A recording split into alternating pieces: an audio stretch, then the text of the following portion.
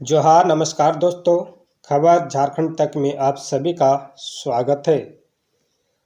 बता दें दोस्तों, आखिरकार जयराम महतो कोर्ट के शरण में पहुंच गए हैं।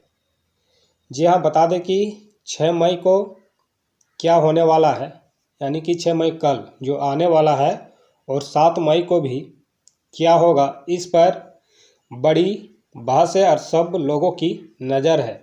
नज़र इसलिए क्योंकि आप सभी को पता होगा कि बोकारो जिला के डीसी कार्यालय से जो नोटिस जारी होता है उसमें जयराम महतो को यह नोटिस जारी करते हुए कहा गया है कि आप निर्वाचन पदाधिकारी के सामने सशरीर 7 मई को उपस्थित हो जाइए।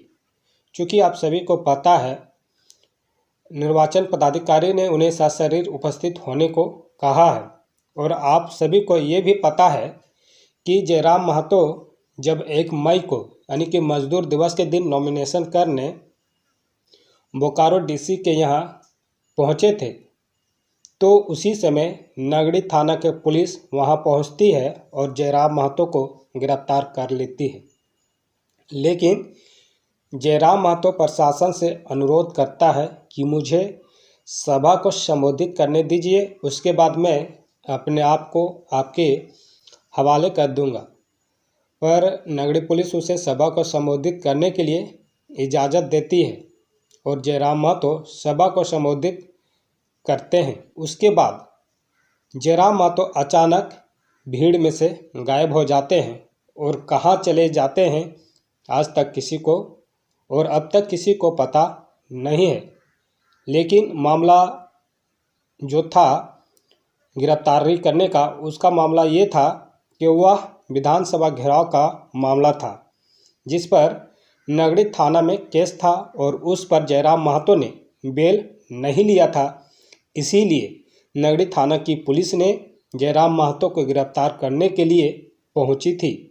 पर भीड़ से गायब हो जाने के बाद कहां चले गए ये अब तक और इस समय तक किसी को पता नहीं चला। पर अब मामला साफ नज़र होता आ रहा है। दरअसल जयराम महतो कोर्ट के शरण में पहुंच गए हैं। जी हाँ, मैं आपको बता दूं कि जयराम महतो कोर्ट के शरण में पहुंच गए हैं, इसका मतलब ये नहीं कि जयराम महतो सशरीर कोर्ट के शरण में पहुंचे हैं, बल्कि उसके वकील ने बेल पिटीशन कोर्ट में दायर किया है जिसकी सुनवाई 6 मई को यानी कि कल सुबह 7:30 बजे होगी।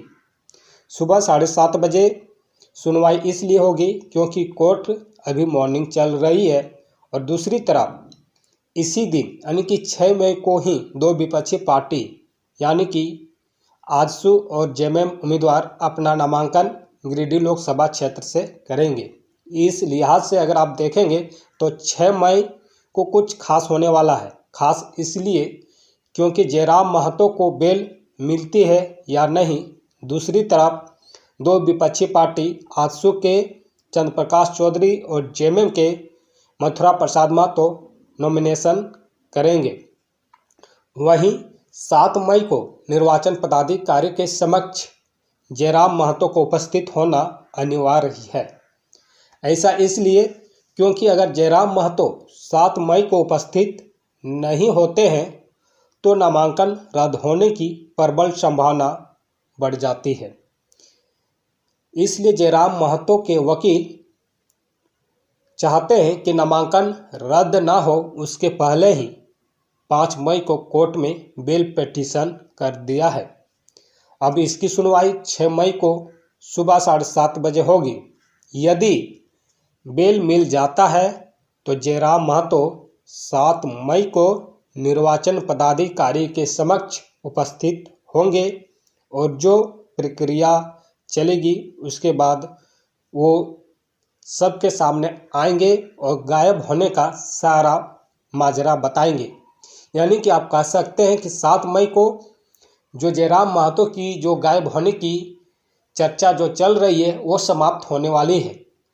अगर कल सुबह 7:30 बजे जब जयराम महतो की सुनवाई होगी बेल पर और उसे बेल मिल जाती है तो कल ही आपको जयराम महतो नज़र आ सकते हैं। और ये इस वक्त की सबसे बड़ी खबर यही है।